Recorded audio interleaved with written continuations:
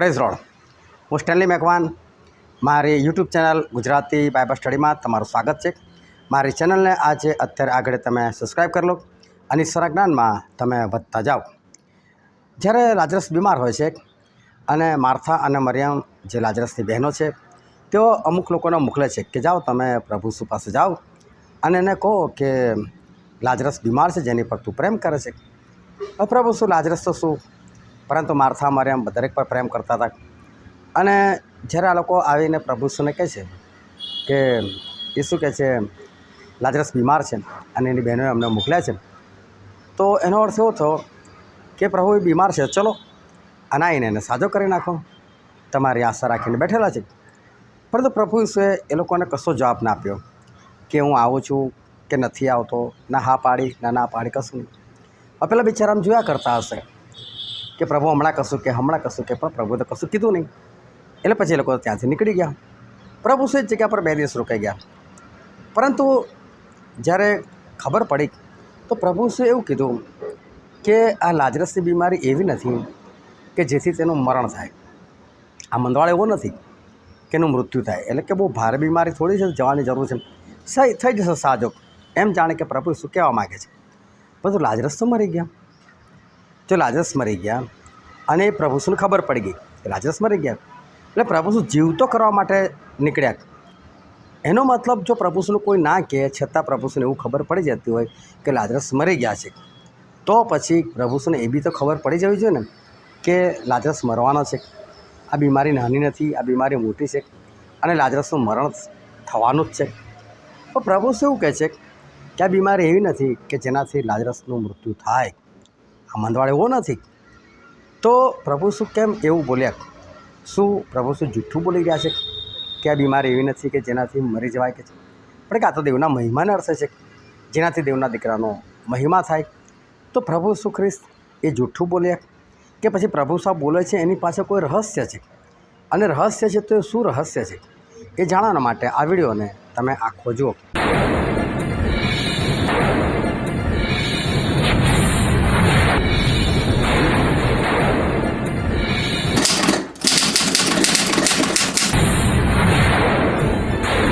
આજે છે તારીખ 17 સપ્ટેમ્બર 2025 અને રોજ એ વોટ્સએપ પર 10 સવાલ પૂછવામાં આવે છે. તેના 4 ઓપ્શન હોય છે અને તમારે સાચો ઓપ્શન પસંદ કરીને લખવાનો હોય છે. સાથે એ બાઇબલમાં કયા અધ્યાયને કઈ કલમમાં છે એ પણ તમારે લખવાનો હોય છે. પરંતુ તમને અગાઉથી 4 અધ્યાય આપવામાં આવે છે અને પ્રશ્નો ફક્ત એ 4 અધ્યાયમાંથી જ હોય છે અને તમારે એનો જવાબ આપવાનો હોય છે. એના માટે છે કે લોકો બાઇબલ વાંચે, વધુ વાંચે, સારી રીતે વાંચે, સમજીને વાંચે. કારણ કે હું ઘણી વખત પ્રશ્નો એને ફેરફાર કરી દઉં છું, એના શબ્દોમાં સહેજ ફેરફાર કરી નાખું છું અને એવો ફેરફાર હોય છે કે તમે ઉતાળમાં વાંચો તો તમને સમજ જ ના પડે.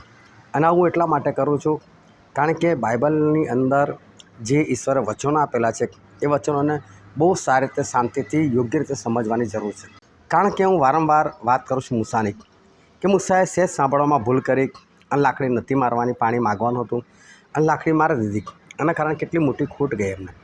અને માટે આપણું ખોટું વાંચવું એટલે ખોટું સમજવું, ખોટું સમજવું એટલે ખોટું માનવું એટલે નર્કમાં જવું. એટલે બહુ મોટી બાબત છે. અને માટે હું ઘણી વખત પ્રશ્નોની અંદર સહેજ ફેરફાર એવી રીતે કરું છું કે સામેવાળો જો ધ્યાનપૂર્વક ના વાંચે તો એને ખબર ના પડે અને લોકોને એ જવાબ ખોટા પડે. ત્યારબાદ એક ભાન થાય કે ના, મારે બાઇબલ કેટલું ગંભીરતાથી અને કેટલું શાંતિથી અને યોગ્ય રીતે વાંચવું જોઈએ. એના માટે જ આ હું કરતો હોઉં છું અને ઘણો બધો મને પણ ફાયદો થઈ રહ્યો છે, લોકોને પણ ફાયદો થઈ રહ્યો છે, લોકોના વ્યૂ આવી રહ્યા છે. માટે ખરેખર ઈશ્વરનો આભાર. તો આજનો પહેલો પ્રશ્ન છે કે આંધળાની આંખો કયા દિવસે ઉઘાડી હતી? અને પ્રભુ ઈસુએ આંધળાની આંખો જે ઉઘાડી હતી એ ઉઘાડી હતી વિશ્રામવારે, એટલે કે સાબ્બાત દિવસે. વિશ્રામવાર એટલે ઇઝરાયલ પુત્રો માટે સાબ્બાત, એટલે કે એ દિવસે કોઈ પણ પ્રકારનું સંસારી કામ નહીં કરવું એવું પ્રભુએ કીધેલું હતું. પરંતુ આ લોકો બધા હતા, એ લોકો ઢોંગ કરતા હતા. ઢોંગ એટલે કેવું કે વિશ્રામનો દિવસ એટલે આરામ કરવાનો. 24 કલાક કોઈ આરામ કરી શકવાનું? કોઈ 24 કલાક આરામ નથી કરી શકવાનું. બીજી વસ્તુ કે ઢોર પાડેલા હોય તો એ લોકોને તો ખાવાનું આપવું પડે, એ લોકોને પાણી આપવું પડે, નહીં તો ભૂખ્યા તરસ્યા મરી જાય. અને કદાચ કોઈનું ઢોર એ ખાડામાં પડી ગયું હોય તો એને કાઢવું બી પડે ને, તો ખાડામાં પડી મરી જાય. એટલે અમુક કામ તો કરવા જ પડે. તો આ લોકો શું છે, પોતાના ફાયદાવાળા કામ કરી નાખતા હતા, પરંતુ બીજા કામ માટે લોકો ના પાડતા હતા. હવે પ્રભુ ઈસુ ખ્રિસ્ત વિશ્રામ વારે આ આંધળાની આંખો ખોલી લે છે. લોકો ગુસ્સે થાય છે, આ માણસ વિશ્રામ વારનો ભંગ કરે છે, વિશ્રામ વાર તોડે. તો પ્રભુ શું કહેવા માગતા હતા કે તમે વિશ્રામ વારે સારું કામ નથી કરતા, તમે તમારા ઢોરોને પાણી નથી પીવડાવતા. જો તમારું ઢોર એ કદાચ ખાડામાં પડી ગયું તો તમે એને બહાર નથી કાઢતા, તો કોઈ માણસે સાજો કરો, તમને શું પ્રશ્ન છે? એટલે વિશ્રામવારનો અર્થ એવો નથી કે તમે કંઈ જ ના કરો, પણ વિશ્રામવારનો અર્થ એટલો તો છે જ કે તમે સારું કરો. એના માટે હંમેશા વિશ્રામ વારે તમે સારું કરી શકો છો, એમાં કોઈ ખોટું નથી. પરંતુ વિશ્રામ વારે તમે તમારા સંસારી કામ તો ના જ કરો. એક દિવસ તમે ઈશ્વરના માટે ફાળવો અને ઈશ્વરના માટે જ તમે રાખો, અને એક દિવસ તમે ઈશ્વરનું જ કામ તમે કરો. પછી બીજો પ્રશ્ન હતો, શું તું દેવના પુત્ર પર વિશ્વાસ કરે છે? એવું કોણ પૂછ્યું? અને જવાબ છે ઈસુએ. એટલે પ્રભુ ઈસુ જ્યારે આ જન્મથી આંધળાને આંખો પૂરી પાડે છે અને એ માણસ દેખતો થાય છે, પણ એ માણસ દેખતો થઈને પ્રભુ ઈસુ પાસે નથી આવતો, એ તો પોતાના ઘરે જતો રહે છે. અને અડોશી પડોશી જ્યારે લોકો એને જુએ છે કે આ તો આંધળો છે ને દેખતો કેમ ન થઈ ગયો, ત્યારે એવું કહે છે કે પેલા ઈસુ જે કહેવાય છે ને, એણે કહે છે કે આ રીતે કાદવ કર્યો, મારી આંખો પર લગાવ્યો અને મને કીધું સિલોવાના કુંડમાં જઈને ધો, અને મેં ધોવાનું તો દેખતો થઈ ગયો. તો કે વાત બરાબર છે, પણ ઈસુ ક્યાં છે? તો આ કહે છે મને નથી ખબર ક્યાં છે. હવે જો જ્યારે એ પ્રભુ ઈસુ પાસેથી જાય છે ને, ત્યારે તો આંધળો હતો, એને મતલબ પ્રભુ ઈસુનો ચહેરો એને નથી જોયો. ત્યાર પછી એ દેખતો થાય, પણ દેખતો થયા પછી પ્રભુ ઈસુ પાસે આવતો જ નથી. પરંતુ હંમેશા પ્રભુ ઈસુનું કામ સાજાપણા પૂરતું મર્યાદિત નથી. પાછલા દિવસોમાં આપણે જોઈ ગયેલા હતા કે જે 38 વર્ષનો માદો હતો, એ જ્યારે સાજો થાય છે, એ પણ આ જ કામ કરે છે. એ સાજો થઈને સીધો ચર્ચમાં જતો રહે છે, મંદિરમાં જતો રહે છે. ત્યાં લોકો પૂછે, હવે આજે બિછાનું છીન કેમ ચાલે છે, વિશ્રામ વાર છે ખબર નહીં? તો કે જેણે મને સાજો કર્યો ને, એણે મને આ બિછાનું છે કોને કીધું છે? તો કોણ છે કે અમને નથી ખબર.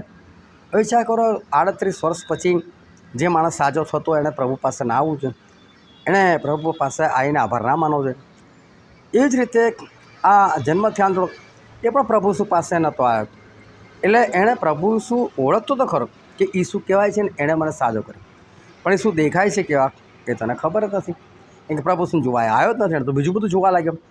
જ્યારે બીજો કોઈ આંધળો હોત તો ખરેખર એવું કહેત કે ભાઈ હું આંખો ધોઉં ખરો, બંધ જ રાખીશ અને સૌથી પહેલાં ઈસુને જોઈશ કે જે મને સાજો કરે છે, તો એમનું માન રાખીશ.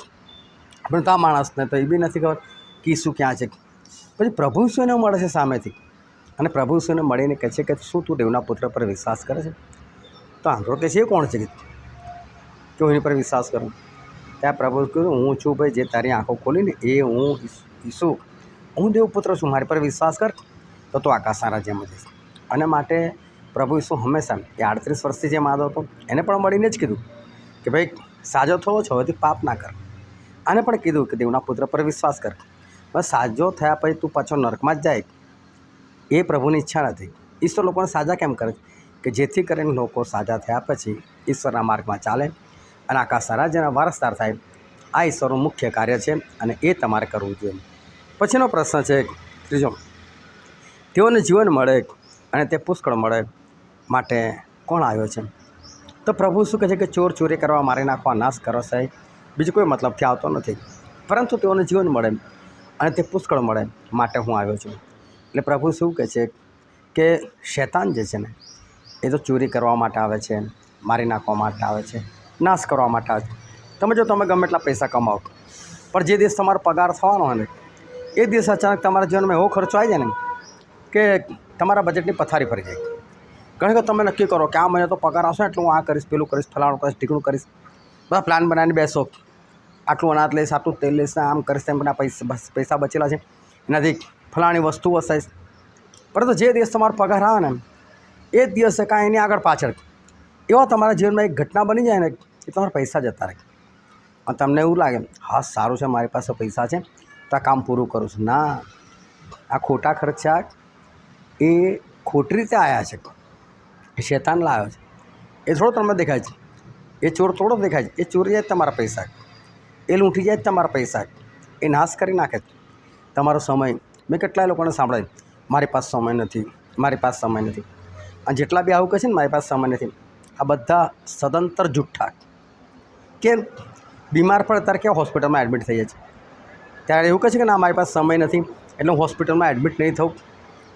ત્યારે કેવા હોસ્પિટલમાં એડમિટ થયું? ત્યારે કદી સમય આવી ગયો? આ બધા જુઠ્ઠા છે. ઈશ્વર માટે સમય નથી લોકોની પાસે, પોતાના આનંદ જીવન માટે સમય નથી. અને શેતાન સમય બિંદાસી ચોરી, એટલે પછી હોસ્પિટલ ભેગો થા, અહીં સમય કાઢ. કેવો શેતાન સમય ચોરી જાય છે કે સમયનો નાશ કરી નાખે. તો શેતાન છે ને આવું બધું કરે છે. પરંતુ પ્રભુ શું કહે છે?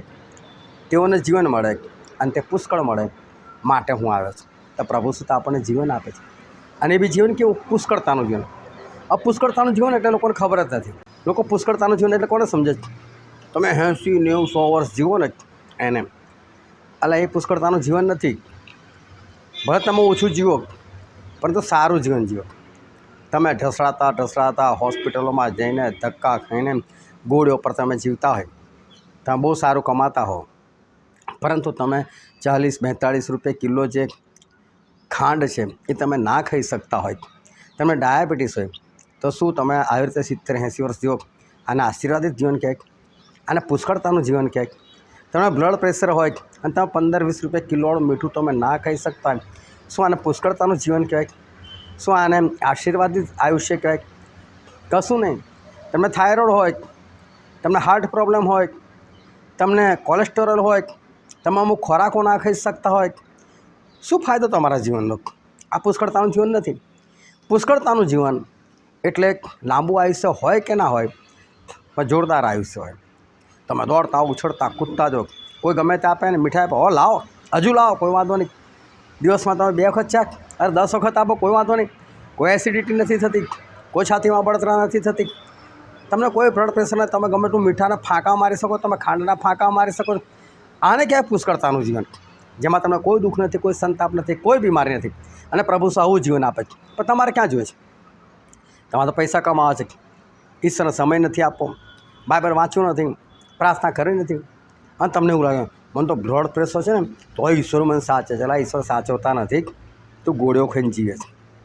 અને કંઈથી ઈશ્વર? આમાં ઈશ્વર કઈ આવેલો? તમે તો ગોળીઓ ખાઈને જીવો છો. તમે ડાયાબિટીસ હોય, બોલો આટલો ડાયાબિટીસ છે ને, તો પણ મને ઈશ્વર સાચવતા નથી. ઈશ્વરનો તો હાથ જ નથી તમારા પર, તમે ગોળીઓ પર જીવો છો. ઈશ્વર પર ક્યાં જીવો છો? શું ઈશ્વર તમને ગોળીઓ પર જીવાડે? શું ઈશ્વરમાં તાકાત નથી? યશા 53માં વાંચો, એની 5મી કલમ, કે પ્રભુ ઈસુના સોળથી સાજાપણું મળી ગયું છે. મળશે એમ નહીં, મળી ગયું છે. તો તમે સાજા હોવા જોઈએ. પિત્તરનો પત્ર, 1 પિત્તર 2 અધ્યાય 24મી કલમ વાંચો, કે તેના ઘાવથી તમે સાજા થયા. કે તમે સાજા હોવા જોઈએ. ક્યાં તમે સાજા છો? તમે સાજા જ નથી, તો પછી ઈશ્વરનો હાથ તમારા પર કઈ હતી? આ બધી ખોટી ભ્રામક માન્યતાઓ છે કે જેની અંદર તમે ખોટી રીતે હેરાન થઈ રહ્યા છો. પુષ્કળતાનું જીવન ફક્ત પ્રભુ પાસે છે. નહીં તમને ક્યારે મળે? કહું તમને, પ્રભુ તમારી પાસે 10મો ભાગ માગે છે. એટલે તમારી આવકનો 10મો ભાગ તો તમે આપો જ આપો, પરંતુ 10મો ભાગ શું છે?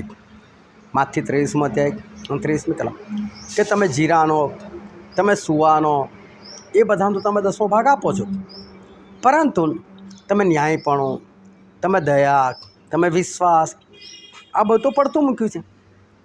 એનો મતલબ પ્રભુ એમ કહેવા માગે છે, ખાલી પૈસાનો 10મો ભાગ ના આપો, તમારું જે જીવન ચરિત્ર છે ને એનો પણ 10મો ભાગ મને આપો. એટલે રોજ તમે સવારે ઉઠો છો ને તો સમજો કે તમને 24 કલાક મળ્યા. 24 કલાકની મિનિટો થાય 1440 મિનિટ. 1440 મિનિટનો 10મો ભાગ થાય 144 મિનિટ. 144 મિનિટ એટલે એક્ઝેક્ટ 2 કલાક અને 24 મિનિટ એ ઈશ્વરનો 10મો ભાગ છે. આ 10મો ભાગ તમે ઈશ્વરનું કામ કરો. રોજ 2 કલાક અને 24 મિનિટ તમે બહાર નીકળો, લોકોના માટે પ્રાર્થના કરો, લોકોના ઘરે જાઓ, ત્યાં તમારી સાક્ષી આપો, ત્યાં તમે ઈશ્વરના વચનો સંભળાવો, માદા હોય લોકોની મુલાકાત લો, ઈશ્વરના વચન આપો, લોકોનું ઉત્તેજન આપો, એના માટે પ્રાર્થના કરો. જો હું કહું તમને પુષ્કળતાનું જીવન મળે છે કે નથી મળતું? તમે તમારામાં વ્યસ્ત રહેતા હોય, ઈશ્વરમાં સમય ના કાઢતા, ઈશ્વરનો સમય ચોરી લેતા હોય, લૂંટી લેતા હોય, તમને કઈથી પુષ્કળતાનું જીવન મળે? પ્રભુ કહે છે હું આવ્યો છું પુષ્કળતાનું જીવન આપવા માટે. એ લો, એ પુષ્કળતાનું જીવન તમને મફત મળે છે, લેતા શીખો. પરંતુ એના માટે તમારે 2 કલાક અને 24 મિનિટ તો ઈશ્વરના કામમાં ખર્ચવી જ પડશે, નહીં તો એ કદી પણ શક્ય નહીં બને. પછીનો સવાલ છે, કોણ ઘેટાને પકડીને વિખેરી નાખે છે? અને એનો જવાબ છે વરુ. આ વરુ એટલે કોઈ જંગલી વરુ નથી, કારણ કે ઘેટા એ કોઈ ઘેટા નથી. ઘેટા એ તો વિશ્વાસીઓ છે. તો વિશ્વાસીઓને વિખેરી નાખવાનું કામ કોણ કરે છે? કોણ ઘેટાઓને વિખેરી નાખે છે? એ તો શૈતાન છે, જે ઘેટા એટલે વિશ્વાસીઓને વિખેરી નાખે છે. એક જગ્યા પર મિટિંગ હતી, અને મિટિંગ હતી ને ત્યાં શૈતાન પર લોકોને બોધ આપવામાં આવ્યો. શૈતાન આમ કરે, શૈતાન તેમ કરે, શૈતાન તને લડાવે, શૈતાન તને ફલાણું કરે, શૈતાન તને ઢીકણું કરે. શૈતાન ખતરનાક છે, એનાથી બચો, એને ભગાવો. ઈશ્વર તમને શૈતાન પર અધિકાર આપેલો છે, એને હુકમ કરો, એને પ્રભુના નામમાં ભગાવો. એમ ઘણું બધું શીખવાડ્યું. લોકો બહુ જોશમાં આવી ગયા, ઓર શૈતાનને સ્થાન જ નહીં આપવાનું. અને બપોરે ચાનો બ્રેક પડ્યો. હવે ચાનો બ્રેક પડ્યો તો ત્યાં આવ્યો શૈતાન. હવે શૈતાન આવ્યો અને એક જન્મ મળ્યો. લોકો, શૈતાન તું હમણાં તારે શું છે કે તને ભગાડા? એ ચૂપ રહે કે છે, હું તને કશું કરતો નથી અને મને ભગાડવાની વાત ના કર. આને બહુ મોટેથી ભાષણ આપ્યું ને, અને તમે લોકો બહુ જોશમાં સાંભળ્યું ને. હું તમને લોકોને દેખાડું છું કે તમે લોકો કોણ છો ને કેવા છો. તમે ખોટું મને બદનામ કરો છો કે. હવે જો કહે છે કે શું થાય છે. હવે ચાનું તપેલું મોટું મૂકેલું હતું, કારણ કે પબ્લિક વધારે હતી. એટલે મોટું તપેલું મૂકેલું હતું, અંદર દૂધ નાખેલું હતું અને દૂધ ઉકળતું હતું. અને ઉપર દિવાલ પર એક ગરોળી હતી, અને પેલા શેતાને એ ગરોળીને ખાલી આ માંગણી કરીને એટલે ગરોળી સીધી ઉછળીને પડી તપેલાની અંદર. હજી તપેલાની અંદર ઉપરથી પડી એટલે છાંટા ઉડ્યા આમ કરીને. છાંટા ઉડ્યા પેલો એક જણ અંદર ચમચો હલાવતો હતો, અને એની આજુબાજુ 2-4 જણા ઉભા રહેલા ને એની પર છાંટા ઉડ્યા. ગુસ્સે થયા, એમ ગરમ છાંટા પડ્યા. એ કોઈ પેલો ચમચો એને થપ્પડ મારી દીધી. આ કે જોઈને હલાય ને કહે છે, અમે દસે ક્યાં કહે છે. એ પેલો કહ્યું કે મેં વડે ક્યાં કશું કર્યું. તો પેલા છૂટો ચમચો જ મારી દીધો લે. અને પછી આનો સંબંધી ને પેલાનો સંબંધી બધા એકબીજા સાથે જોડાતા ગયા, અને એ હોલમાં વર્લ્ડ વોર જેવું યુદ્ધ થઈ ગયું. બધા એકબીજા સાથે લડી મર્યા. આ શૈતાન પેલાને લઈને એક બાજુ ઉભો રહ્યો. જો કહે છે, તમે શૈતાન ભગાવવાની વાત કરો છો, શું તમે ભગાવવાના કે? આ તમારા કામ જુઓ કે લોકો વિખેરાઈ જાય છે. શૈતાન લોકોને વિખેરી નાખે છે, પણ લોકો સમજતા નથી.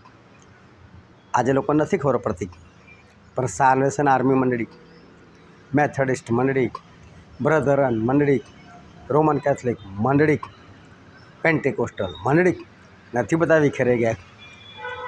તમારામાં તાકાત હોય ને, હું તમને બહુ સ્પષ્ટ કહું, આ બધી મંડળીના પાસ્ટરોને એક સ્ટેજ પર ભેગા કરીને બતાવો અને કહો કે તમે બધા એક થઈ જાઓ. આ બધા મંડળીના ભાગલા વાત તમે બંધ કરો અને બધા એક થઈ જાઓ. જો કરી શકતો. મોટા પેલા માફિયાઓ હોય ને, એ લોકોના ગેંગ લીડરોને ભેગા કરો અને કહો કે તમે બધા એકબીજા સાથે સમાધાન કરો. ફટ દઈને સમાધાન થઈ જશે. આ લોકોનું નહીં થાય. શૈતાને વિખેરી નાખેલા છે લોકોને. આજે લોકો વિખેરી ગયા છે. આજે હું તમને પણ કહું ને, તમે ભલે ખ્રિસ્તી હોવ, પણ તમે ખ્રિસ્તી એકલા નથી. તમે CAના ખ્રિસ્તી છો, તમે IP મિશનના ખ્રિસ્તી છો, તમે બ્રધરનના ખ્રિસ્તી છો, તમે કેથલિક ખ્રિસ્તી છો, તમે મેથડિસ્ટ ખ્રિસ્તી છો, તમે સાલ્વેશન આર્મીના ખ્રિસ્તી છો. તમે કોઈને બી પૂછજો, તમે એકબીજા જોડે વાત કરજો. તમે કોણ? હું તો મેથડિસ્ટ છું, હું તો CAના છું. તમને વિખેરી નથી નાખ્યા. તમે આમ ભલે વાતો કરો, અરે આપણે બધા ખ્રિસ્તી છે ને, બધા એક જ છે. ના, જ્યારે તમારા છોકરા કે છોકરીનું લગ્ન કરવાનું આવશે ને, અને જો તમે મેથડિસ્ટના સભ્ય છો ને, તો તમે શું બોલો છો? કોઈ મેથડિસ્ટ છોકરી જોજો ને, કોઈ આપણી જોજો ને મેથડિસ્ટ, શું કહેવા માગો તમે? શૈતાને તમને લોકોને વિખેરી નાખેલા છે. એક થવાની જરૂર છે. આ મંડળીના ભાગલાવાદમાંથી બહાર આવવાની જરૂર છે. આ વરુ એ તો શૈતાન છે, જે ઘેટાને પકડીને વિખેરી નાખે છે. પછીનો પ્રશ્ન છે, કોણ નાસી જાય છે અને કોને ઘેટાની કંઈ ચિંતા નથી? અને છે ચાકર. આ વાત બહુ ધ્યાનથી સમજો. ચાકર એટલે કે જેને પૈસા આપીને રાખવામાં આવે છે એવો. આજે હું તમને બહુ ગંભીર વાત કહું છું. મને કોઈની સાથે દુશ્મની નથી, પરંતુ બાઇબલની જે સચ્ચાઈ છે ને, એ આજે તમારે આગળ પ્રકટ કરું. આ ચાકર કોણ છે? જે ઘેટાને મૂકીને ભાગી જાય છે. આજની દરેક મંડળીના દરેક પાસ્ટરો એ આ ચાકર છે, અને એ લોકો ઘેટાને મૂકીને ભાગી જાય છે. હું તમને દાવા સાથે બોલું, એક પણ પાસ્ટર એ સેવક નથી. અમારે બોલવું પડે છે. મને લોકોના પ્રત્યે કોઈ નફરત નથી, અને હું લોકોના વિરુદ્ધમાં કશું કહેવા પણ નથી માગતો, પરંતુ બાઇબલ શું કહે છે ને, એ તમને ખાલી આજે સમજાવવા માગું છું. એક પણ પાળક એ ઘેટા પાળક નથી. ઘેટા પાળક એ તો ઘેટાને પાળે છે. આજે હું તમને કહું, મોટા ભાગના પરિવારોની એક જ ફરિયાદ છે, અમારા પાસ્ટર અમારી મુલાકાત નથી લેતા. કેમ નથી લેતા? કારણ કે નોકર છે, એ ચાકર છે. ચાકરને હંમેશા પગાર મળે છે. સેવા કોને કહેવાય? જે પગાર વગર થતી હોય ને એ. સેવા કરનારને બી કંઈક ને કંઈક તો મળે છે. એ પોતે માગતો નથી, એ બંધાયેલો નથી, એ તો પોતે ખર્ચ કરીને જાય છે બધા. પરંતુ ઈશ્વર એનું ગુજરાન ચલાવે છે. પરંતુ પાસ્ટરોને કાયદેસરનો પગાર મળે છે. એ લોકોને મેડિકલ એલાઉન્સ મળે છે, પેટ્રોલ એલાઉન્સ મળે છે, ઘર મળે છે, ઘરનું ભાડું મળે છે, ઘણું બધું લોકોને મળે છે. હું તમને કહું છું કે આ બધી સુવિધા એ લોકોની પાસે છીનવી લો, ના આપો, શું કોઈ પાળક એ મંડળીમાં બેસશે? નહીં બેસે. એ લોકો ખરેખર નોકરી કરે છે. એ લોકો ખરેખર કોઈ પણ પ્રકારની સેવા નથી કરતા. જો ખરેખર દરેક બાળકો સેવા કરતા હોત તો કોઈ પોતાના ઘેટાને મૂકીને જતા ના રહેત. એ લોકોને ઘેટાની ચિંતા નથી. કેમ? 5 વર્ષ થાય તમારા પાસ્ટરની બદલી થઈ જાય છે કે નહીં?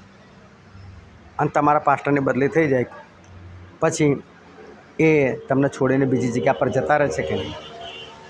કઈ તમને એવું દુઃખ થયું? અમારા બાળક જતા રહે. કદી બાળકને દુઃખ થયું? સંબંધ જ નથી. એક ઘેટાને બાળકનો સંબંધ જ નથી. કારણ કે બાળક એ બાળક નથી, તો ચાકર છે. અને ચાકર છે એમ માટે એ ઘેટાને મૂકીને જતો રહે છે. અને જો ચાકરને હંમેશા પગાર મળતો હોય છે. અને હું તમને બાઇબલમાંથી એક વચન કાઢીને દેખાડું.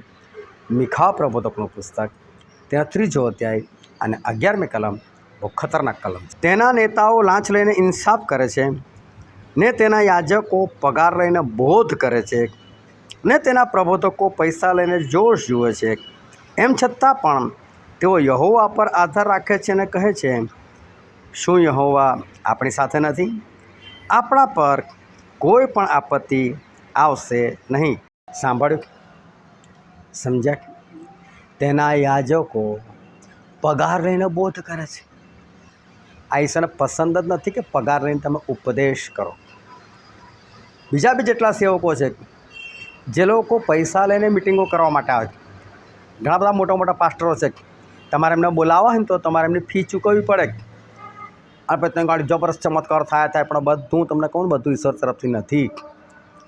જેટલા પૈસા લઈને કામ કરે છે એ સદંતર જુઠ્ઠા છે.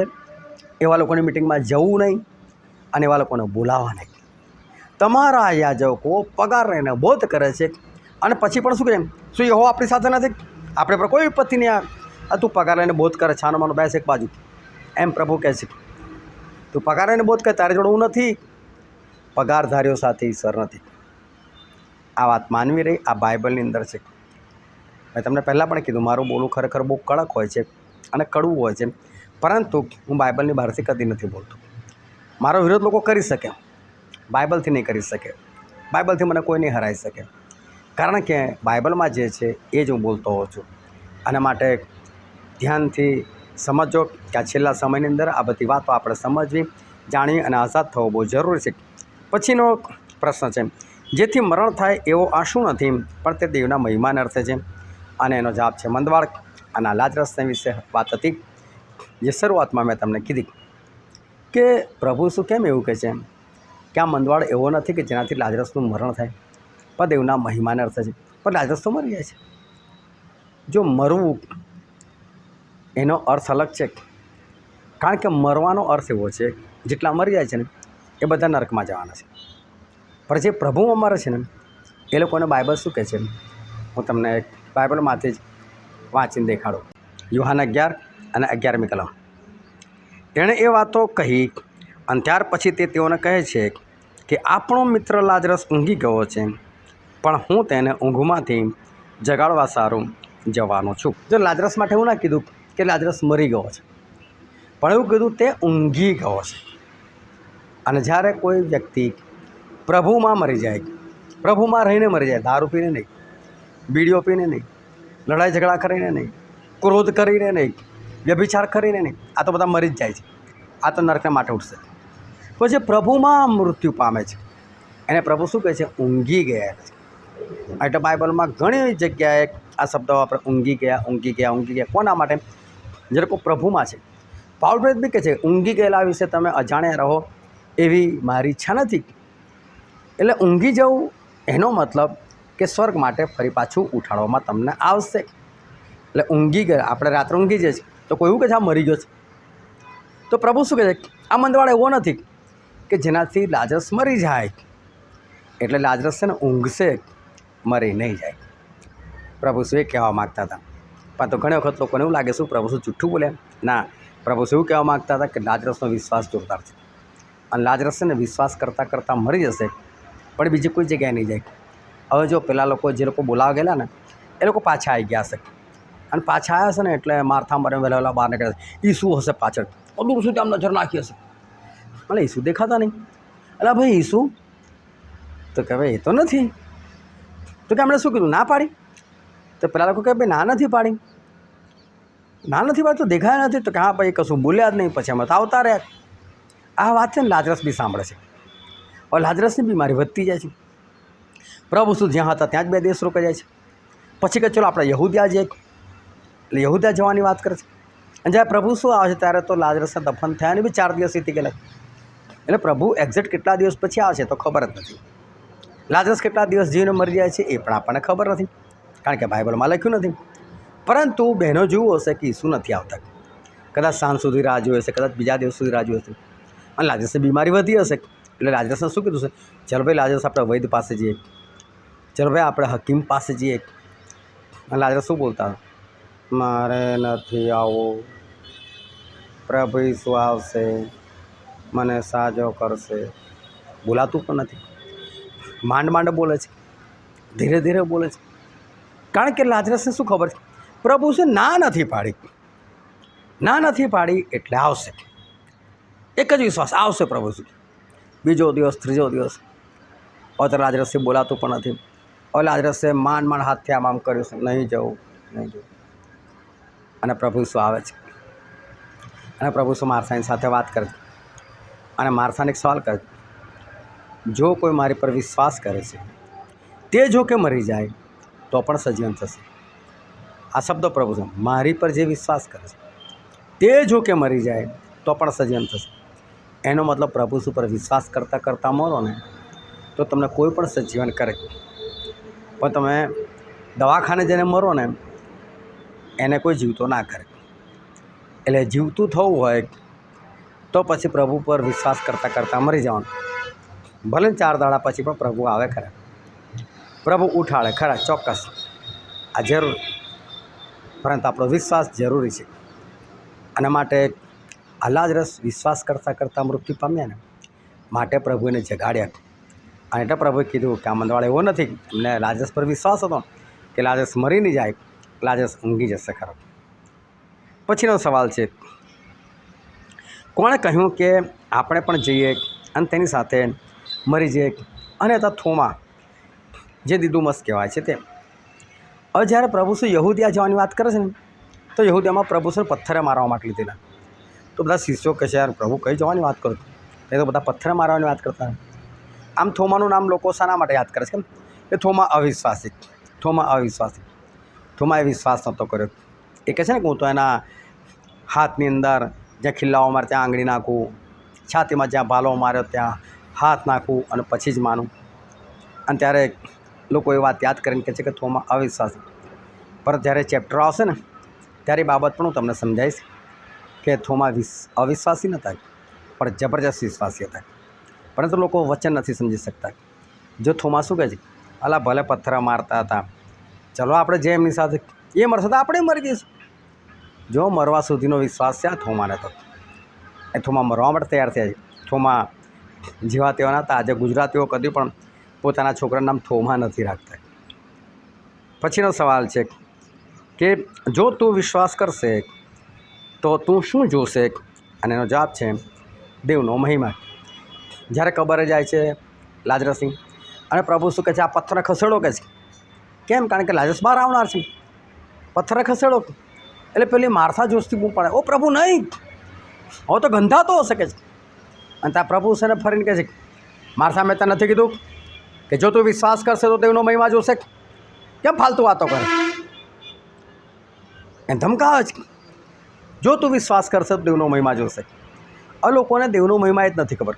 આ લોકોને શું લાગ્યું કે લાજરસને મરેલામાંથી જીવતો કરીને દેખાડ્યો ને એ દેવનો મહિમા. એ દેવનો મહિમા નથી. મરેલાને જીવતા કરવા કે ગમે તેવા માદાઓને સાજા કરવા આ કંઈ દેવનો મહિમા નથી. દેવનો મહિમા એટલે શું?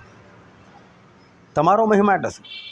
તમારી પાસે કેટલું ધન છે, તમારું ઘર કેટલું મોટું છે, તમે કેટલા ગૌરવશાળી ઘરમાં છો, તમે કેટલા મોંઘા વસ્ત્ર પહેરો છો, તમારી પાસે કેટલું સોનું ચાંદી છે, તમારી પાસે કેવા જબરદસ્ત સોફા સેટ ને ડબલ બેડ ને બધું છે, એ તમારો મહિમા છે. આ તો માણસ જાતની વાત કરે.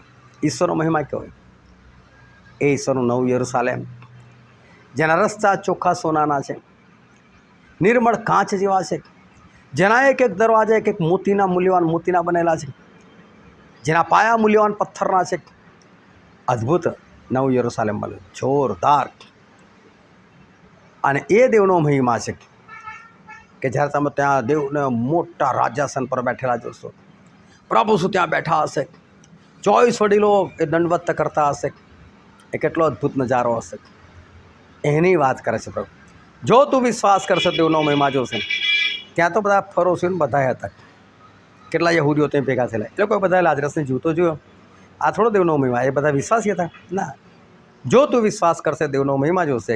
એ દેવનો મહિમા એટલે સ્વર્ગ.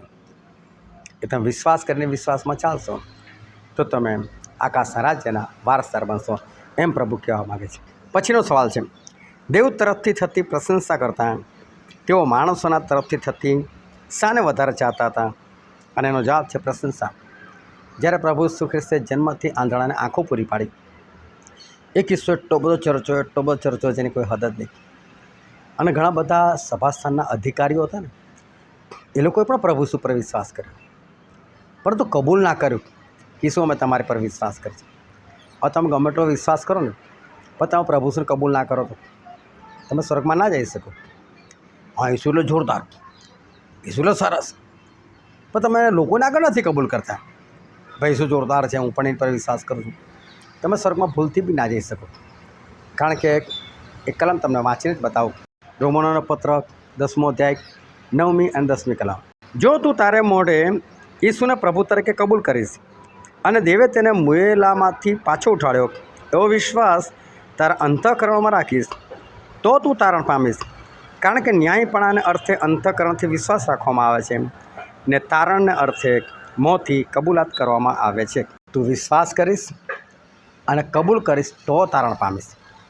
કારણ કે તારણને અર્થે કબૂલાત કરવામાં આવે છે, ન્યાયપણાને અર્થે વિશ્વાસ, પણ સ્વર્ગમાં જવા માટે તારણ પામવા માટે કબૂલાત કરવામાં આવે છે. એટલે કબૂલ કરવું જરૂરી છે. તો ઘણા બધા યહૂદીઓ હતા ને, વિશ્વાસ તો કર્યો, અધિકારીઓ હતો, વિશ્વાસ તો કર્યો, કબૂલ ના કર્યું. કારણ કે એક તો ઉપરથી આજ્ઞા હતી કે જો કોઈ ઈસુને કબૂલ કરે ને તો એને સભાસ્થાનમાંથી કાઢી મૂકો તો કાઢી મૂકો ને. આ લોકો અત્યારે બી ચર્ચમાંથી કાઢી મૂકે, શું થવાનું?